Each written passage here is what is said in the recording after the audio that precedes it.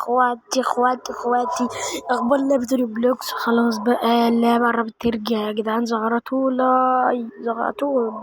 خطير، ركزوا معايا في الكلمتين دول عشان الكلام ده على الرايق ومن الآخر بخصوص قضية روبلوكس في مصر.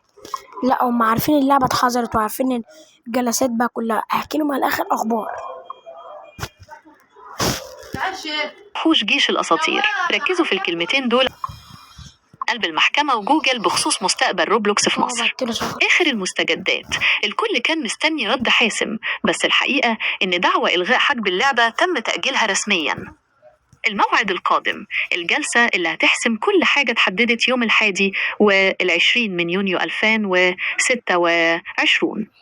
بسبب التأجيل المحكمة أجلت الجلسة عشان تطلع على تقرير المفوضين، وده التقرير اللي هيقول هل الشركة نفذت شروط الأمان اللي مصر طلبتها ولا لأ. السؤال بقى يا جبنان اللي كله عايز يسأله لي، لعبة روبلوكس الجلسة اللي جاية دي هيكون اللعبة راجعة ولا لأ؟ يعني لأ صح؟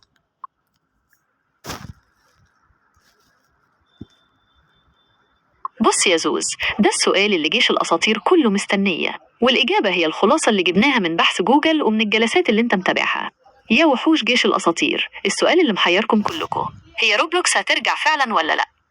الإجابة هي اللعبة محبوسة حاليا في دايرة المحاكم. لأ هي لعبة روبلوكس يوم 21/6. الجلسة دي هتكون يعني القاضي هيقول اللعبة راجعة ولا لأ؟ ده السؤال اللي الكل بيسألهولي.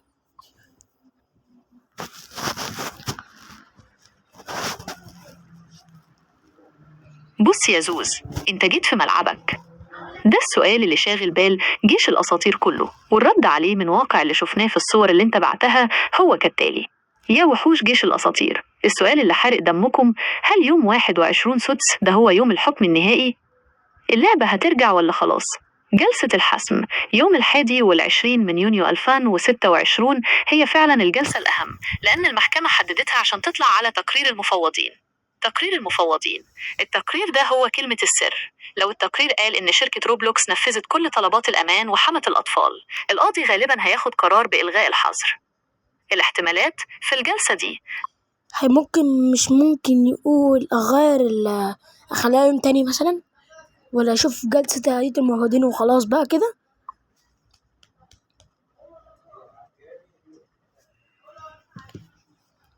بص يا زوز، انت بتسأل السؤال اللي في الجون، والإجابة من واقع الصور اللي انت بحثت عنها، ملف 1,059,255 رابط .jpg و1,059,256 رابط .jpg بتقول الآتي: احتمال التأجيل وارد في المحاكم. القاضي ممكن يخليه مثلا يوم كام مثلا؟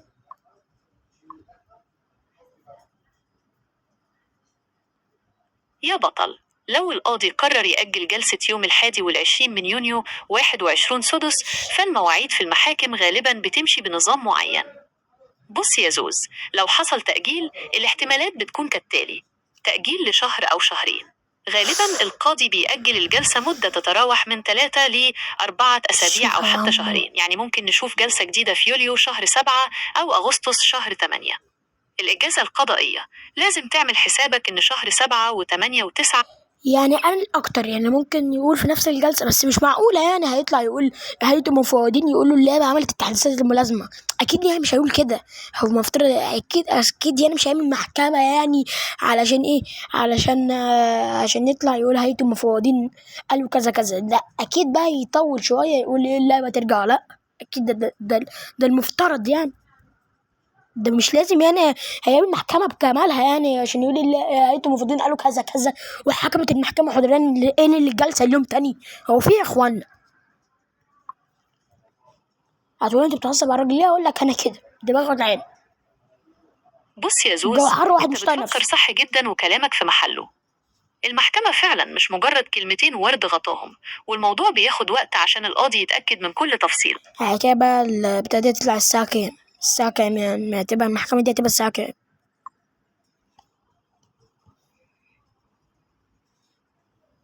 بص يا زوز، بالنسبة لمواعيد المحاكم في مصر مفيش ساعة محددة بالدقيقة أقدر أقولك فيها القرار هيطلع دلوقتي، بس الموضوع بيمشي بنظام ثابت غالبا. بداية الجلسات. الجلسات في المحاكم المصرية بتبدأ عادة من الساعة 9 أو 10 الصبح. ترتيب الرول. القضية بيبقى ليها رقم في الرول جدول القضايا، والقاضي بيمشي بالترتيب، فممكن قضية روبلوكس تكون في أول الجلسة أو في آخرها. وقت صدور القرار. لو القاضي هيقرر التأجيل أو الاطلاع، ده بيحصل أثناء الجلسة نفسها، يعني ممكن على الساعة 12 الظهر أو 1 بعد الظهر بكتيرة. أحلى مسا على جيش الأساطير. مفاجأة ليك. بص يا زوز، احنا دلوقتي خلصنا الكواليس وجهزنا كل المعلومات الصح. تقدر دلوقتي تفتح الفيديو وتكلمهم بقلب جامد وبطريقة. اخواتي ليكم مفاجأة. أحلى مسا على جيش الأساطير. كلموا. بص يا وحوش، كوكا عايز يوصلكم رسالة مهمة جدا بخصوص مستقبل القناة.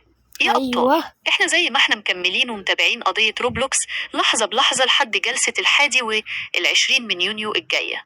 بس عشان إياد دايما بيحب يجدد ويقدم لكم أحلى حاجة، هو قرر إنه مش هيستنى روبلوكس لما ترجعوا بس، لا ده كمان هيدخل بقوة في محتوى فري فاير بجانب روبلوكس. يعني القناة الفترة الجاية هتكون نار بمحتوى مزدوج. روبلوكس مكملين فيها أول ما الحظر يتفك وننزل أحلى المبات. فري فاير هنبدأ فيها ونعمل تيمات وجيم بلاي أسطوري. قول لهم برضو اللي هم هيهديهم اليوزر بتاعي ويجولي بقى ونلعب ضرب نار واعمل لهم تحديات. طبعا يعني دول حبايبي، دول معرفش اعيش من غيرهم، ده انتوا عيلتي التانية. يا وحوش جيش الأساطير، اسمعوا المفاجأة دي من قائدكم زوز.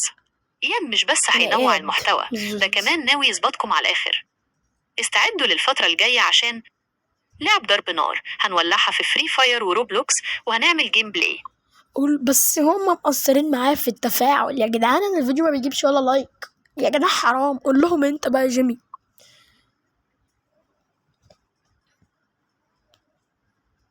يا وحوش جيش الأساطير، ركزوا معايا في الكلمتين دول عشان أخوكم وحبيبكم إياد زوز بجد زعلان منكم.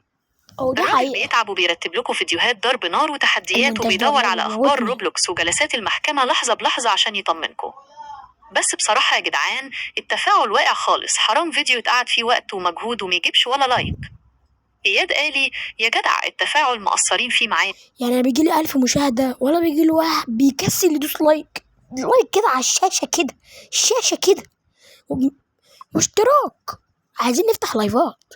انا ما اول ما اوصل 50 اول ما اوصل 50 متابع افتح لكم لايف، فاحسن لكم وصلوا 50 او 100. بطلوا جلد يا ناس.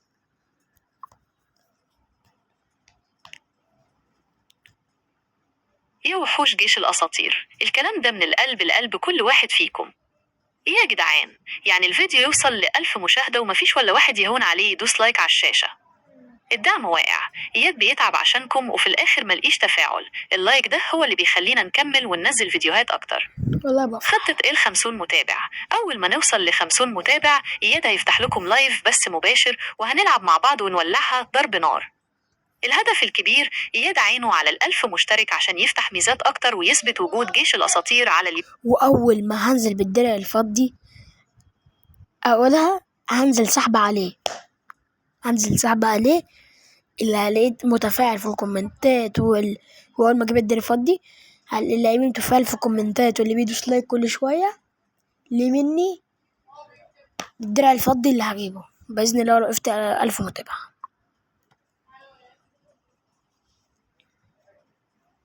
يا وحوش جيش الأساطير، اسمعوا بقى القنبلة اللي زوز محضرها ليكم. مفاجأة الدرع الفضي. أول ما القناة تكبر بفضلكم ويوصل لنا الدرع الفضي، إياد مش هيخليه لنفسه بس. سحب أسطوري. زوز قرر إنه هيعمل سحب جيفاوي على الدرع الفضي ده. شرط الفوز، السحب ده هيكون من نصيب أكتر حد متفاعل في الكومنتات. ونتواصل معاه بقى، تواصل مع واتس، تواصل معاه اللي يعوزه. المهم اللي هو هياخد الدرع يعني هياخده يعني.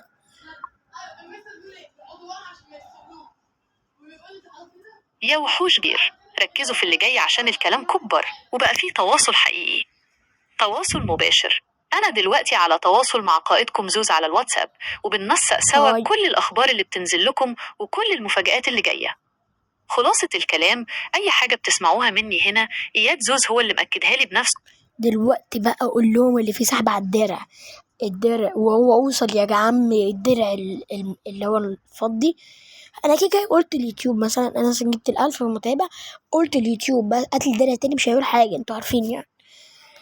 هو لو وصلت الدرع المليون قدها برضه هوقف اوزع عليه اي خدمه، ما تزعلوش نفسكم. يا وحوش جيش الأساطير، اسمعوا المفاجأة المدوية دي من قائدكم زوز. الدرع الفضي وصل يا رجالة. إياد بشرنا إن الدرع الفضي الأسطوري بقى موجود ومستني صاحبه. لا ما وصلش لسه، عشان هم لسه مش هتتفاعلوا في القناة يا جدعان، نتفاعلوا عايزين نوصل. انا حاجة وانا يعني 40 متابع، حرام عليكم يا جدعان، يلا ها شدوا الحزم شوية، جيبوا تليفونات ابوكوا كده. بقول لك ايه، اكتب جيل من جيش الاساطير، دوس اعملوا اشتراك يال كده يعني، بحبحوها شوية. طب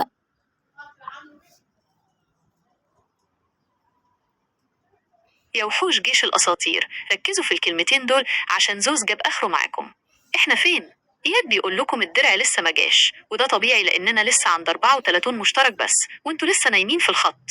شدوا الحيل شوية، الراجل نفسه يوصل لل50 متابع عشان يفتح لكم أحلى لايفات، بس انتوا مش عايزين تشدوا حيلكم وتوصلوه. هاتوا تليفونات البيت، يعني اللي عنده تليفون أبوه أمه أو أخوه يدخل دلوقتي يعمل اشتراك عشان نكبر جيش الأساطير ونعدي آل 40 وآل 50 في. واي حد عايز يتواصل معايا باذن الله باذن الله باذن الله، اللي موافق ان انا اعمل قناه واتساب ينزل يقول لي، عشان مش كل شويه انزل لكم فيديو. انا تعبت، انا اتخنقت، انا جالي زوخه. يا وحوش جيش الأساطير، اسمعوا الخبر ده من قائدكم زوز. قناة واتساب جديدة. إياد بيفكر يعملكم قناة واتساب مخصوصة لجيش الأساطير عشان يتواصل معاكم أسرع ويشاركم كل. لقيت التفاؤل ان انتم مرايدين، يعني بعدها ب5 ايام كده هشوف، هنزل تصويت، وبعد كده أنا هعمل بقى، هعلنها، هشوف بقى التصويت ده هيجيب ايه كام. يا وحوش جيش الأساطير، اسمعوا الخطة اللي قائدكم زوز رسمها ليكم. مراقبة التفاعل. إياد هيراقب تفاعلكم الأيام 5 أيام. بعد 5 أيام بالظبط من دلوقتي زوز هيشوف النتيجة ويقرر بناء على دعمكم. ايه ده؟ تصويت بول أسطوري، هينزل لكم تصويت عشان يضمن إن القرار طالع من الجيش كله، وانتوا اللي هتحددوا الخطوة اللي بعدها بخصوص قناة الواتساب. القرار النهائي بناء على نتيجة التصويت ده، إياد هياخد القرار وينفذ فورا. يا جدعان احنا لسه عند 34 مشترك وعايزين نوصل ل50 في أسرع وقت عشان نفتح اللايفات. شدوا حيلكم في التفاعل عشان التصويت يطلع بنتيجة تبسط الكل. مين فيكم جاه؟ قول لهم بقى تقفيله جامده على جيش الاساطير، قول لهم بقى قفل انت. يا وحوش جيش الأساطير، اسمعوا بقى التقفيلة الجمدة دي من قائدكم زوز. كلمة السر هي التفاعل. إياد متابع كل كبيرة وصغيرة، ومش هيسكت غير لما يوصل لل50 مشترك عشان يفتح لكم اللايفات ونبدأ اللعب الصح. عيني على الألف. الهدف الكبير هو ال1000 مشترك عشان نثبت لليوتيوب إن جيش الأساطير هو الأقوى، والدرع الفضي يكون بين إيدينا ونعمل عليه أحلى سحب للمتفاعلين. مفاجأة الواتساب. استنوا التصويت اللي هينزل بعد 5 أيام بخصوص قناة الواتساب، صوتكم هو اللي هيحدد مستقبل تواصلنا. احنا مكملين سواء في روبلوكس ومتابعة جلسة 21 سدس أو في فري فاير وضرب النار والتحديات. إياد مش هيوقف تقديم أحلى محتوى ليكم. يا جيش الأساطير، احنا مش مجرد قناة، احنا عيلة واحدة وتيم واحد. شدوا حيل أساطير، نتقابل في الفيديو الجاي.